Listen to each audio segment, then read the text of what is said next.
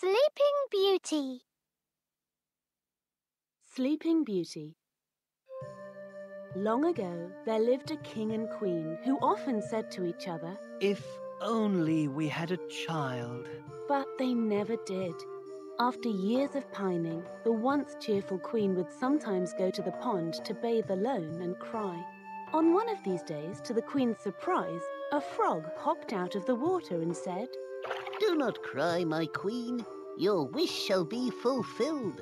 Before a year has gone by, you will have a daughter." The queen hardly dared to hope, but soon the frog's words came true, and the queen had a little girl. The royal couple were overjoyed.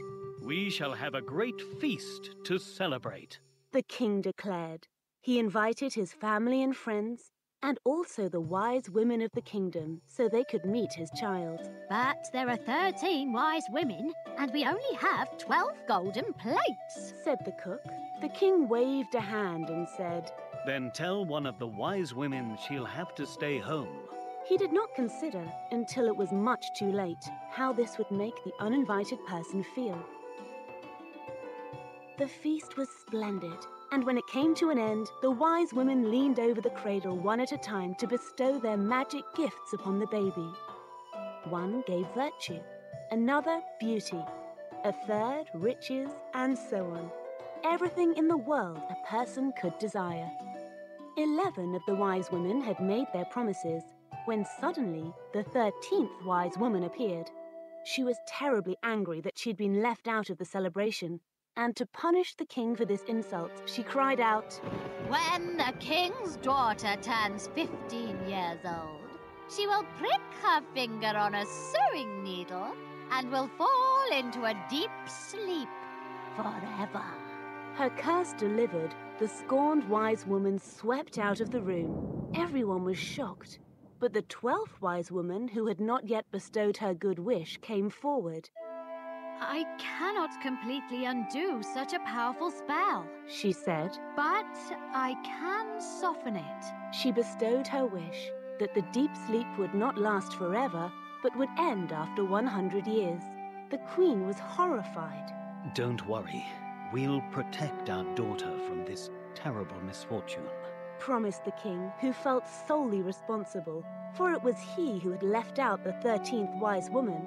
He ordered his people to destroy every sewing needle in the kingdom. "Nothing can hurt our daughter now," he said. Years passed, and as the child grew, the gifts from the wise women flourished. The young girl was so beautiful, modest, good-natured and wise that everyone who met her loved her. They called her Briar Rose. On her 15th birthday, the day the dreaded curse was to end, the king and queen were called away to attend to urgent royal business. They promised to return as soon as possible, for they had planned a huge birthday celebration for their daughter. But for the very first time, Briar Rose was alone in the palace. She went exploring all over the castle, from the cellar to the guard rooms, and at last came to an old tower. She climbed up the narrow, winding staircase and reached a little door. A rusty key was in the lock, and when she turned it, the door sprang open. What was inside the small room did not look very dangerous.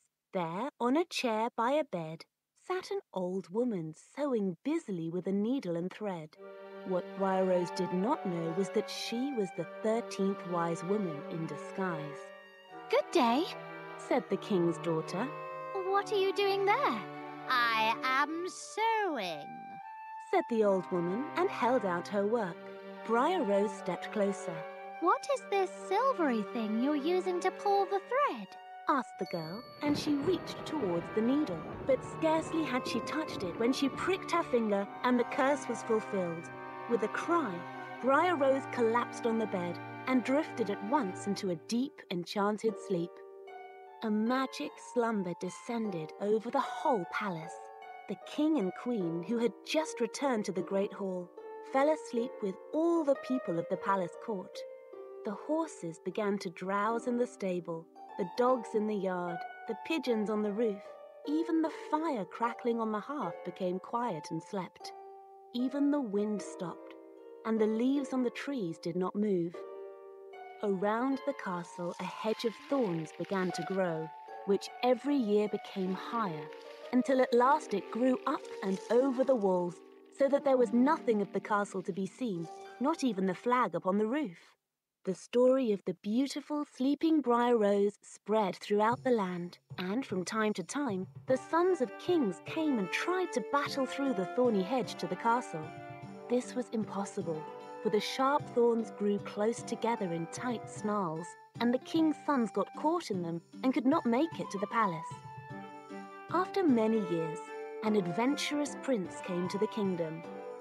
He heard an old man talking about the thorn hedge and how a castle stood behind it, where everyone, including a beautiful princess named Briar Rose, had been asleep for 100 years. Scores of king's sons, seeking to prove their bravery, had tried to fight through the thorny hedge, but none had ever made it to the palace. Now this daring prince liked a good challenge, but he had a soft heart too. It made him sad to think of all those people doomed to sleep on and missing out on all the joys of life. The prince said, I will find this beautiful Briar Rose and try to save her people. The good old man tried to convince him that it was too dangerous, but the prince did not listen.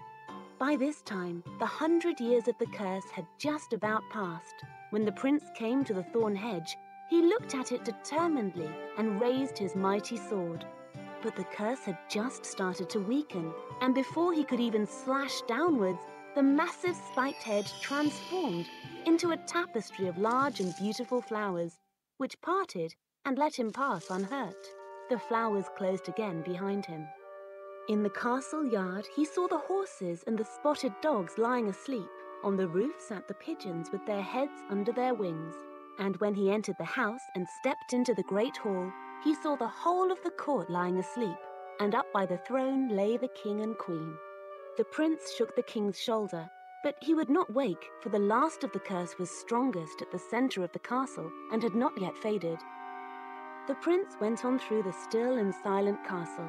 It was so quiet, the faintest breath could be heard.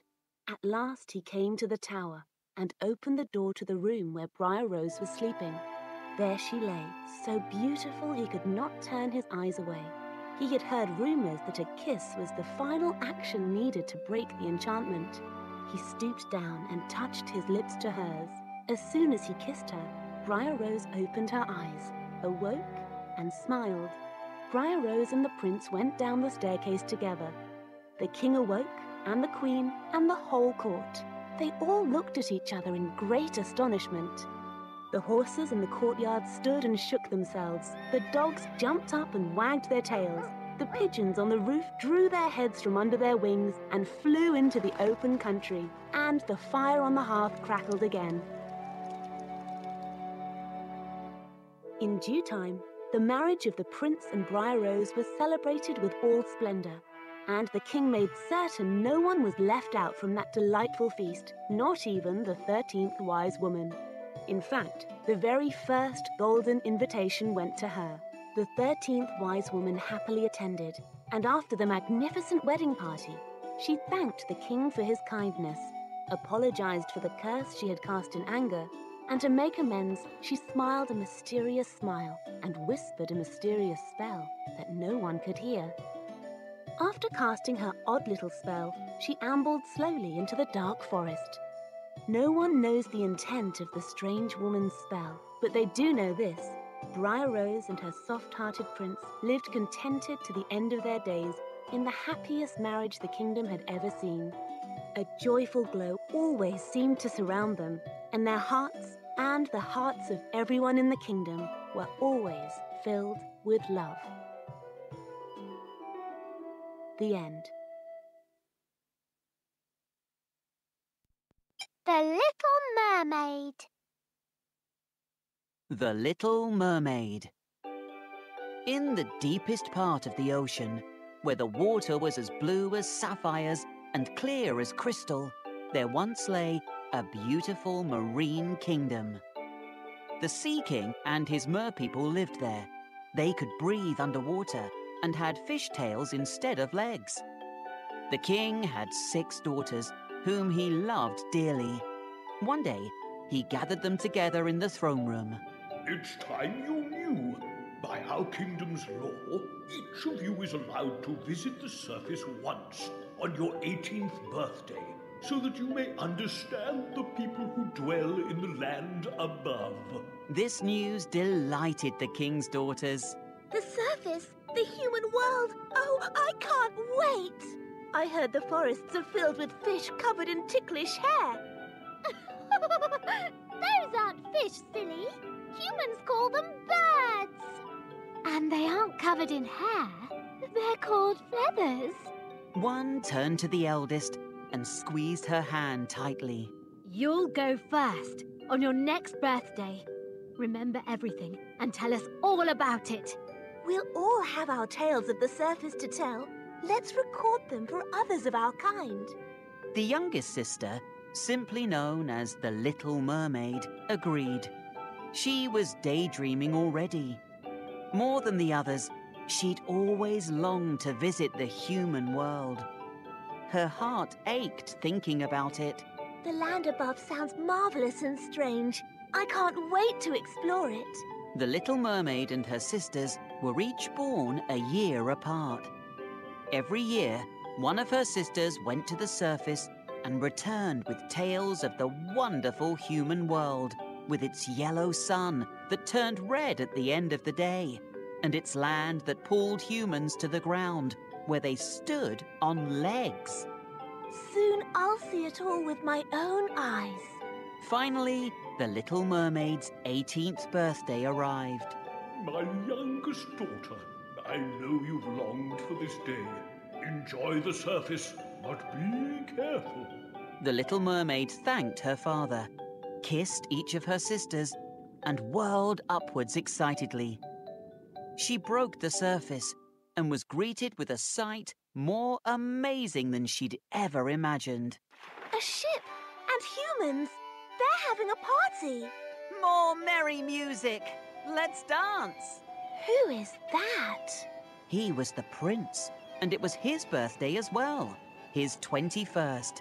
The sailors were happy to celebrate him, for he had a loving heart and a knack for making everyone around him feel good about themselves. The prince and his men were having such fun, they did not notice the gathering storm clouds until lightning cracked overhead. Quick! Inside, everyone! Waves pounded the ship. Batten down the hatches! And then the ship was smashed to pieces. The prince! Where is he? Again and again, the Little Mermaid dove beneath the dark, churning waters, searching for the handsome prince. The other sailors had made it to their lifeboats, but the prince was nowhere to be seen. At last, she spotted him, clinging to a wooden plank. She wrapped her arms around him just as he lost consciousness. She swam for what seemed like an eternity until she reached the shore. He's alive! He's breathing! The Little Mermaid was ecstatic. This young prince was special, the first human she'd seen, and she'd saved his life. In the thrill of the moment, she leaned over and gave him 3 special mermaid kisses. She tenderly kissed his hand, his cheek, and then his forehead. The prince's eyes fluttered. Then, groggily, he said, "Who are you?" Someone who cares for you very much. The prince smiled, trying to get his eyes to focus. But before he could respond, a different woman, leading a group of rescuers, rushed toward him. They gathered around the prince. Someone get the doctor! And as they tended to the prince, the Little Mermaid slipped away into the sea. She felt heartsick. I know it's forbidden, but I must return to the surface and see him again. She searched the shore daily until she discovered where he lived and watched him from afar. One day, she saw him help an old woman carry a heavy bundle to market. On another, he led a lost, crying child to his mother. And every day, he returned to the spot where she'd carried him ashore. He gazed wistfully out to sea. His heart heart is so kind. I have to be with him again. Only one person has the power to help me. The Sea Witch. The Little Mermaid devised a plan. Each year, the king held a grand concert where all the mer people raised their glorious voices to celebrate their kingdom's beauty. Everyone knew that the Little Mermaid had the sweetest voice of all, but she made the decision to skip the party. This is my chance. While everyone's at the palace, I'll visit the Sea Witch and beg her for help. It was a frightening journey. The Sea Witch lived in the darkest part of the sea, where no seagrass grew. The witch's cave was perched above a deadly whirlpool. If she swam too close, the Little Mermaid would disappear forever. The witch smiled when the Little Mermaid finally reached her. I know what you want. You've fallen in love with a man, and now you want to become a human. Yes, please help me.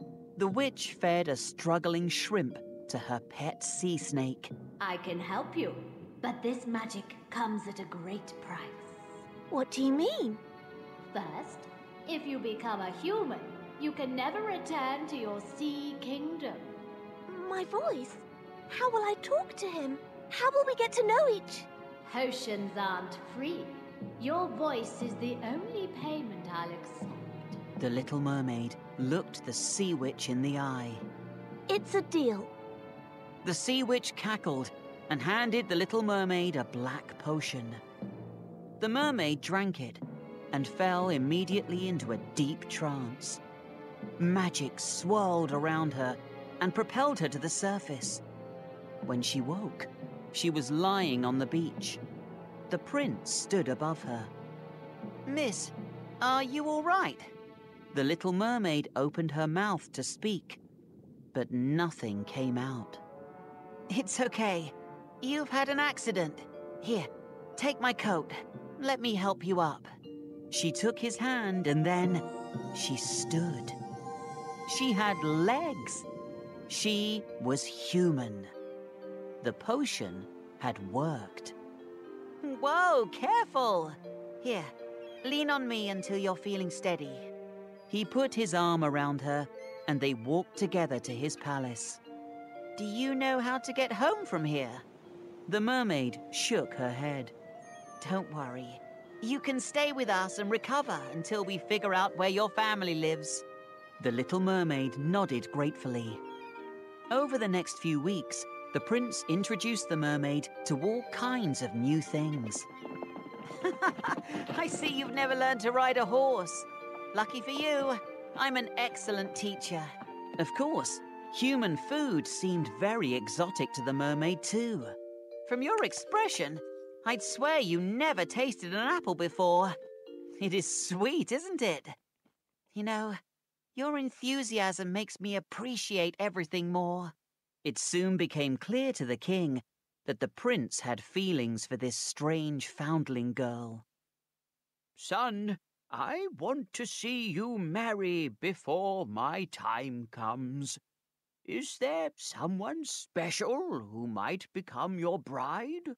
"I've grown close with the girl I found on the beach, but I can't stop thinking of the one who saved me. I keep hearing her voice in my mind." The girl who rescued you. She's the princess of our neighboring kingdom. Very well. I'll arrange a visit.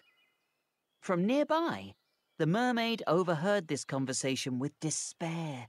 She knew the prince was thinking of her, but she couldn't tell him. The prince traveled to the neighboring kingdom. When he met the princess there, he recognized her face. "Your voice sounds different, but you were there that day. I owe you my life. Thank you." Although his heart did not leap as he'd expected, the prince asked the princess to be his bride. She accepted.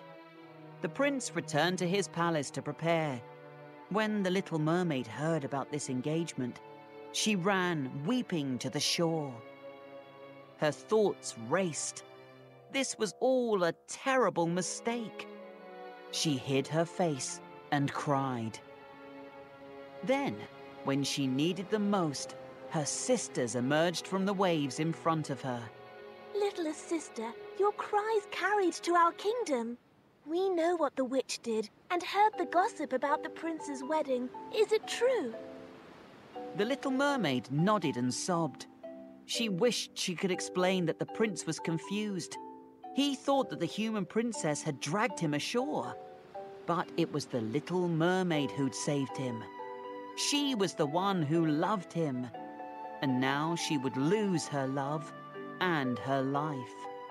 She would turn to foam and fade into the sea. His poor judgment won't mean your end. Meet us here tomorrow at dusk. The next evening, the little mermaid returned to the shore. All of her sisters had chopped their hair short. They traded their long, beautiful locks to the witch for a new potion. The prince sails tonight. Pour this in his mouth while he sleeps, and he will turn to foam instead of you. Then you can return to the Sea Kingdom and live happily with us. The little mermaid shook her head. She couldn't imagine doing that to the prince. Please, you must. The little mermaid hugged all of her sisters. Then, reluctantly, she slipped onto the prince's ship. She crept into his quarters, where he lay sleeping. As she approached, she heard him mumble, You saved me, my love. As she raised the potion to his lips, tears streamed down her face. She couldn't bear to hurt him. Then she closed her eyes and threw the potion out the window and into the sea. Her fate was sealed. At any moment, she could turn into sea foam. But she sat by his bedside, happy to know he was safe, happy to be with him one last time before she disappeared. She leaned over and once again gave him the tenderest of mermaid kisses, a delicate kiss on the palm, one on the cheek, and one on the forehead.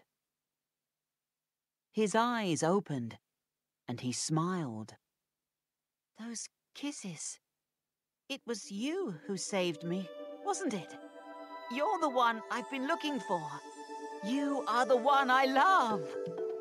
This declaration ended the witch's magic. The little mermaid gasped as rays of magical light encircled her.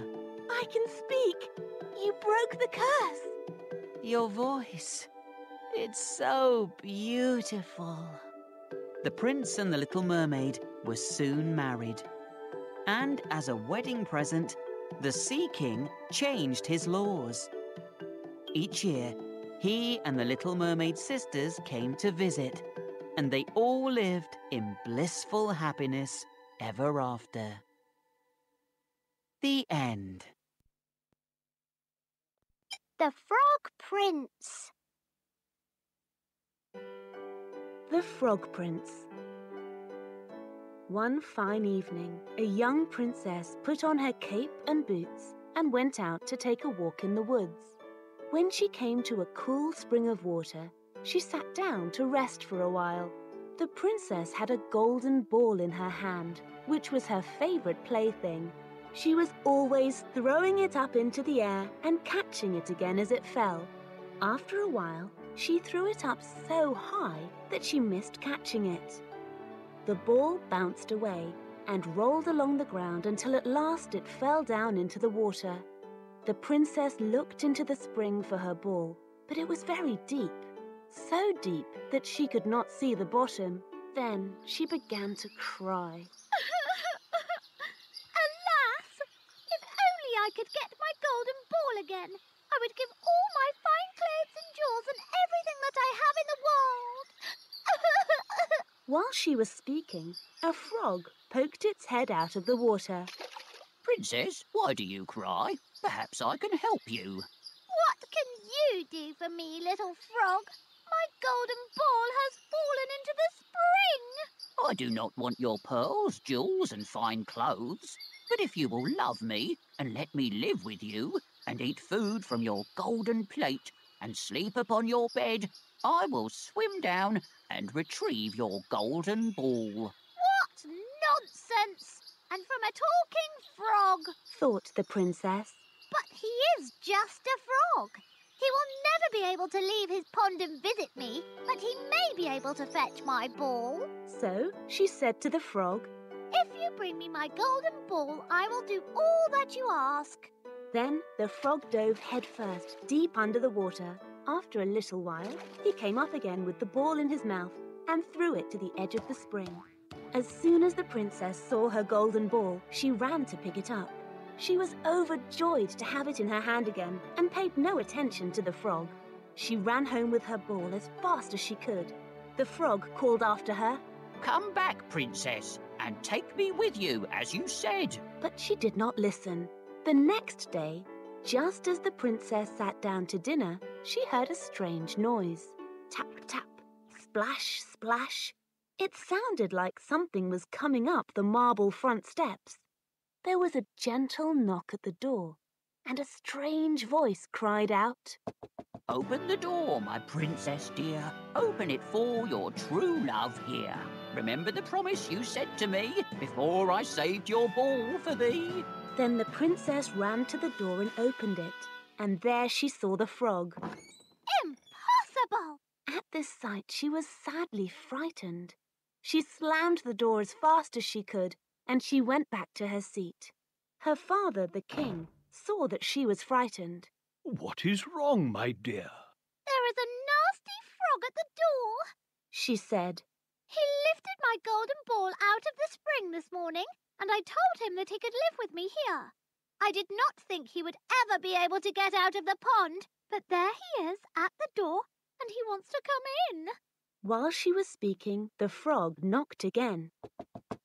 Open the door, my princess dear. Open it for your true love here. Remember the promise you said to me before I saved your ball for thee? Then the king said to the young princess, If you gave your word, you must keep your promise. Go and let him in. She did what her father said, and the frog hopped into the room and went straight ahead until he came to the table where the princess sat. Please lift me onto this chair and let me sit next to you, he said to the princess. The princess cried, but the king looked at her sternly, and she did as the frog asked. Put your plate closer to me so I can eat from it. She did so, and when the frog had eaten as much as he could, he said, Now I am tired. Carry me upstairs and put me upon your bed. And the princess, very unwillingly, held him by one foot and carried him to her room and put him upon the pillow of her own bed, where he slept all night long. As soon as the sun rose, the frog jumped up, hopped downstairs, and went out of the castle. Oh, now then, at last he is gone and shall trouble me no more. But she was mistaken, for when night came again, she heard the same tapping at the door, and the frog came once more and said, Open the door, my princess dear. Open it for your true love here. Remember the promise you said to me before I saved your ball for thee? And when the princess opened the door, the frog came in and slept upon her pillow as before until morning. And the third night he did the same. But when the princess awoke on the following morning, she was astonished to see, instead of the frog, a handsome prince. He was standing at the foot of her bed and gazing at her with the most beautiful eyes she had ever seen. He told her he had been enchanted by a spiteful fairy who had changed him into a frog. He had been cursed to remain a frog until a princess would take him out of the spring and let him eat from her plate and sleep upon her bed for 3 nights. You have broken the fairy's cruel charm, and now I have nothing to wish for, but that you would come with me to my father's kingdom, where we could be married, and where I could love you as long as you live. The young princess did not take long to say yes to all this, and soon a sparkling carriage arrived, with 8 beautiful horses, decked with plumes of feathers and a golden harness. The prince turned towards the princess, bowed, grabbed the handle of the carriage and said, I open the door, my princess dear. I open it for my true love here. I remember the promise you said to me before I saved your ball for thee. The princess smiled. Then she and the prince stepped into the carriage, and full of joy and merriment, they set out for the prince's kingdom, where they lived happily a great many years. The end. The fairy! The Fairy. Once upon a time, there was a widow who had 2 daughters. The older daughter was so much like her mother in looks and character that anyone might confuse the two. Both were disagreeable, proud, and perfectly unpleasant to be around. The younger daughter, however, was just like her father, kind and loving. The mother was vain, and therefore she greatly preferred the daughter who looked like her. The mother coddled and spoiled this older daughter, and made the younger daughter eat alone in the kitchen and do all the work. Among other tasks, the younger girl had to walk a long distance twice a day to fetch water from a fountain. One hard day, after running errands all morning, the younger daughter walked all the way to the fountain. There she stopped for a moment to rest her sore feet. As soon as she sat down on the grass, an old woman approached and begged her for a drink of water. For as you see, The old woman held out her empty hands. I have no cup or jug from which to drink. Oh, yes, of course, Said the little girl, and although she was tired, she rose to her feet at once. She rinsed the jug and filled it with clear water from the fountain. The jug was very heavy, so the girl helped the old woman hold it up, so that it was easier for her to take a nice long drink. You are truly kind and helpful. Said the old woman, with a strange golden gleam in her eyes. And I will give you a gift to suit your nature. For, as it turned out, she was a fairy who had disguised herself as an old woman to test the charity of the little girl. Your gift is this. Said the fairy. Whenever you speak a word, there shall come out of your mouth either a flower or a jewel. Immediately, the fairy vanished. When the little girl returned home, her mother scolded her for staying so long at the fountain. I'm sorry, Mummy, for being late. And in speaking these words, there came out of her mouth Oh! 2 roses, 2 pearls, and 2 large diamonds. What is this? Said her mother, quite astonished. She greedily gathered the jewels and flowers in her hands. Pearls and diamonds are coming out of the girl's mouth. How can this be, my child? It was the first time the widow had ever called her my child. The girl told her what had happened at the fountain, and as she spoke, out dropped a great number of diamonds. I must send your sister there at once. Cried the mother. She turned to her oldest daughter. Look what comes out of your sister's mouth when she speaks. Wouldn't you be glad to have the same gift? You only have to go and draw water from the fountain, and when an old woman asks you to let her drink, you give it to her kindly. I have no interest in going to the fountain to get water, Said the lazy older daughter. It's much too far. I insist that you go, Said the mother. and that you leave right away. Whatever. The older daughter went, but grumbled all the way, taking with her the best silver jug in the house. As soon as she reached the fountain, the older daughter collapsed, for she was unused to walking such a long distance. The moment she sat down to rest, a magnificently dressed lady came out of the wood. She approached the older daughter and begged for a drink. For as you see, The lady held out her empty hands. I have no cup or jug from which to drink. This was the same fairy who had appeared to her younger sister, but this time the fairy disguised herself as a princess to test the older sister's charity. Just because you are a princess, you expect me to stand up and serve you water? Huffed the proud girl. She did not get to her feet, but instead threw the jug toward the fountain, where it rolled on the ground. There, go fetch it yourself. Never has anyone treated me so meanly, said the fairy without anger. I shall give you a gift to suit your nature. My gift to you is this. For every word you speak, there shall come out of your mouth a snake or a toad. Later that day, when her mother saw the older daughter approaching the house, she cried out, Well, daughter, what happened? What gift did you receive from the old woman at the fountain?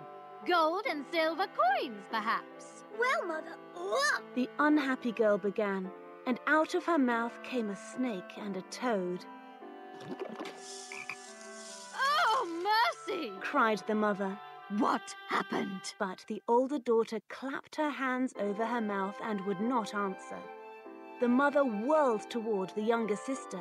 This is all your fault, and you shall pay for it. And she chased after the younger girl to punish her. The poor child fled and hid in the nearby forest. The king's son, who was returning from a hunting trip, came upon the younger sister in the forest. He asked her why she was alone and crying. My mother sent me away, she said, wiping her eyes.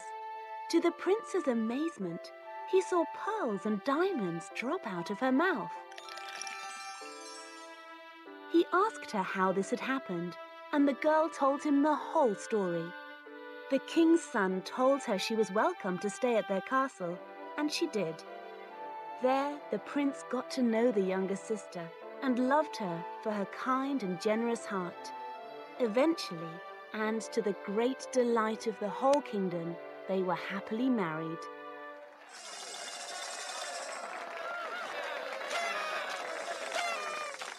As for the older sister and her mother, they lived together, still bitter, still proud, still unhelpful, still nasty, in a dirty little house filled...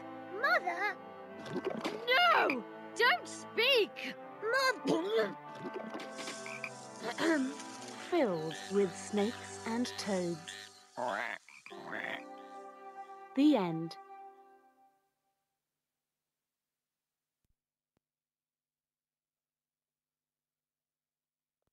Rapunzel! Rapunzel. Early one morning, on a lonely wheat farm, a young woman woke and went looking for her husband. She found him feeding chickens in their pen, beside their neighbor's garden wall. I can finally say it's certain, husband. We're going to have a baby. I knew it! Oh, I love you! What a happy day! The couple did not know that on the other side of the stone wall lurked the evil witch, Dame Gothel. A happy day indeed. I could cast the most powerful spells with the help of a child, and now I know just where I might get one. I'll lay a careful trap and force them to give the baby to me. When it came to magic, the witch knew there was no such thing as something for nothing. In order to cast any spell, Dame Gothel had to give up something in return. In this instance, she was willing to pay a hefty price. For in order to put her evil plan into action, she first needed to cast an enchantment on the couple's fields. With magic I poison your animals and fields. No fruit shall the garden surrounding you yield. As payment I offer a fair trade to thee. As I poison your wheat, wheat is poison to me. Soon, the farmers' wheat fields withered. The vegetables shriveled on their vines, and the chickens, cow, and horse perished. Without the horse, they were unable to get to another town for food. Even if they could, they had no crops to trade. The young woman and her husband began to starve. Meanwhile, Dame Gothel's garden flourished. I'm so hungry. If I don't eat soon, what will happen to our baby? Did you ask our neighbor for food? I did. The witch will spare nothing. Don't worry. I'll take care of it. That evening, the farmer slipped over the wall into Dame Gothel's garden. In the darkness, he gathered a small basket of vegetables and rampions, flowers with delicious leaf-like spinach, which his wife was craving. He searched, but found not one single stalk of wheat to make flour for bread. Because wheat was now deadly to her, Dame Gothel had burned her entire crop of wheat to the ground. The farmer turned to leave and saw a hunched figure standing in the shadow of the wall. Caught you, thief! Stealing from my garden, are you? Dame Gothel. It's a grave mistake to steal from a witch. Your life is mine now. Forgive me. I only wanted to save my wife and our child. Dame Gothel smiled wickedly. Things were unfolding just as she planned. I will offer you a deal. Your life and as much food as you need from my garden in return for your baby when it is born. A baby? Never. Think carefully. At least the three of you will live. Turn me down, and everyone starves. You, your wife, and your baby. Why, you hateful. You would threaten my family like this? He turned things over in his mind, but he kept coming to the same conclusion. He was trapped. I see I have no choice. For them to live, I must accept. But someday, Dame Gothel, justice will find you. Dame Gothel cackled. We'll see about that. But until then, your baby is mine. When the baby was born, the young couple named her Rapunzle for the pretty flowering rampions that saved their family from starvation. But when the moment the baby was named, Dame Gothel snatched her away. She took the child to a solitary tower in the woods. The tower had no stairs and no door. At the top was a single room with one small window. Time passed. Rapunzel grew into a young girl with beautiful long golden hair. Why do I look so different from you, Dame Gothel? I did not give birth to you, my child. Your parents were very poor, and they could not afford to raise you. They gave you to me because they knew I could provide you a nicer life. Oh, I see. Rapunzel spent her days alone, reading only the books Dame Gothel gave her. Every night, Dame Gothel used magic to enter the doorless tower and forced Rapunzel to sing spells for her supper. I'm hungry. Can't I have the stew first? You know the rule. First you sing the spell, then you eat. All right. I offer my wings in exchange for great wealth. I sacrifice freedom for Dame Gothel's health. For the liberties lost as I live in this tower, grant Dame Gothel magic of the greatest power. Every evening, when Rapunzel sang the spell, heaps of gold coins appeared on the floor, and Dame Gothel scooped them up and became cheerful. Well done, my girl. What a pretty voice you have. Here, I brought you stew and apples and good cheese and milk. Why do you never bring bread with the stew? In books, people often eat those things together. What is bread? It's horrible, that's what it is. It's made of wheat. What is wrong with wheat? It's awful. It makes bread taste like dirty socks and mud. Oh, well, in that case, I'm glad I've never had it. As she grew older, however, Rapunzel became mistrustful of Dame Gothel. She began to understand the words she was saying when she sang Dame Gothel's spells. Her room began to feel less like a place of safety and more like a prison. One day, she put up a fight. Let me outside. I don't want to stay here anymore. I won't do it. I won't sing. Well, well, well. The canary wants to flap her wings. We'll see how you feel in 3 days. Dame Gothel brought Rapunzel no food or drink for 3 days. When she returned, Rapunzel was so thirsty and frail, she gave in and sang.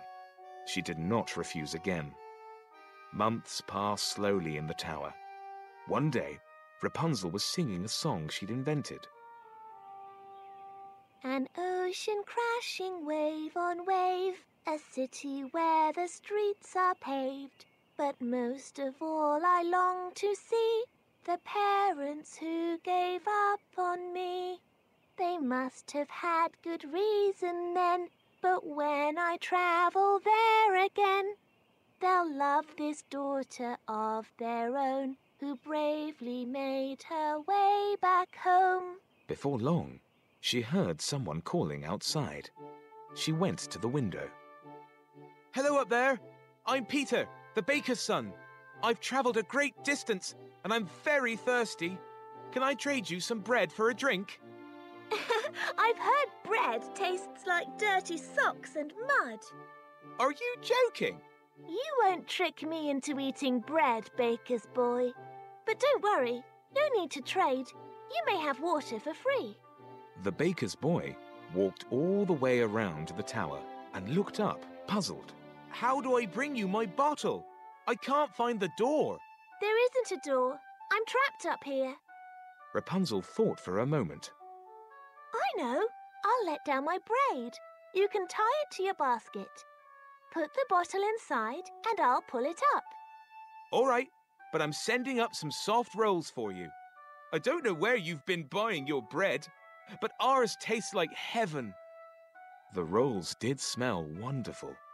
Rapunzel sniffed one suspiciously and finally took a nibble. She could scarcely believe it. Peter was right. They were indeed delicious. She wondered what other lies Dame Gothel had told. From that day on, the baker's boy visited the tower every day. Rapunzel, Rapunzel, let down your hair. Peter learned to climb Rapunzel's braid. He'd sit on the stone ledge on the other side of her barred window and talk. He brought her books with stories she'd never read and maps to show her the wideness of the world. And of course, he brought her bread. This is the most delicious stuff I'll ever have. One day, Dame Gothel returned earlier than usual. Rapunzel had just swallowed the last bite of a tasty sweet roll, but there was still flour on her fingers. Hello, Rapunzel. The weather is so warm, I've brought you a little lemonade and a present. Here is that book you wanted. Rapunzel eagerly reached for the book, but her fingers accidentally brushed the back of Dame Gothel's hand. Dame Gothel shrieked as if she'd been burned. She snatched her hand away. Flour! Made from wheat! How did you get flour on your fingers? Who has been visiting you? No one. Some flour must have blown in through the window. Ridiculous. Somebody brought flour into this house. Who was it? I won't tell you anything. Oh, yes, you will. The witch took out a needle and pricked her fingertips. A drop of blood appeared on each as she began to cast a spell.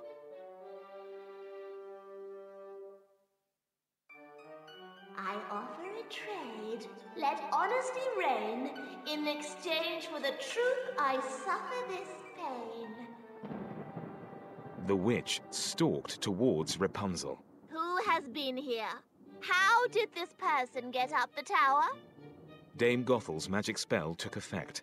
Rapunzel was unable to lie, and the words tumbled out of her mouth. The baker's boy comes to visit. He climbs up my braid and sits on the window ledge. Does he?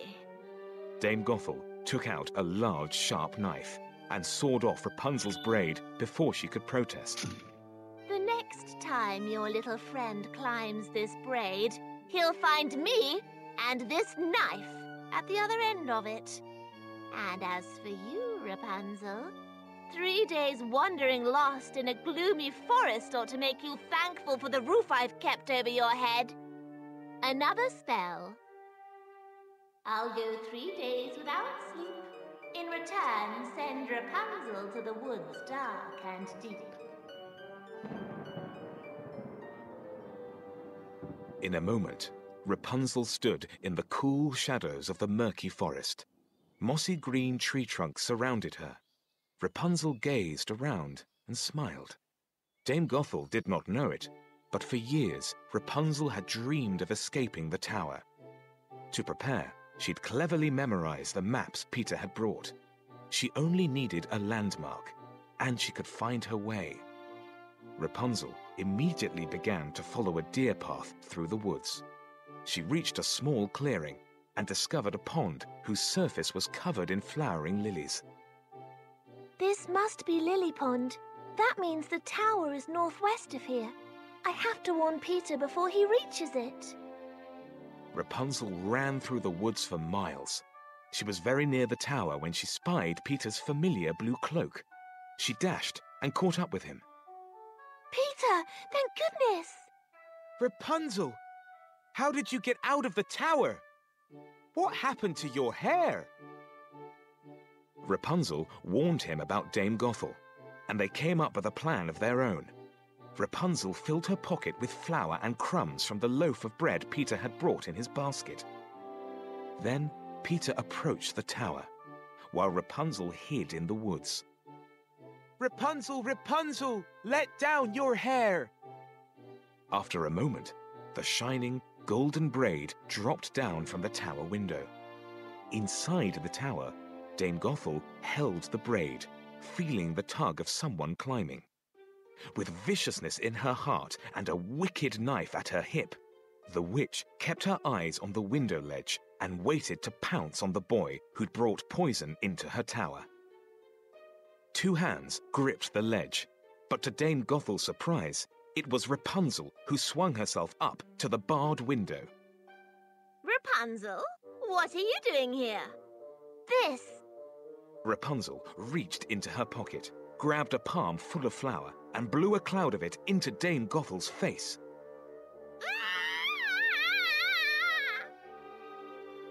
The witch immediately crumbled to dust. The tower rumbled. Rapunzel quickly tied the braid around the bars on the window and climbed down, just as the magic Dame Gothel had used to build the tower failed. The building collapsed in a heap.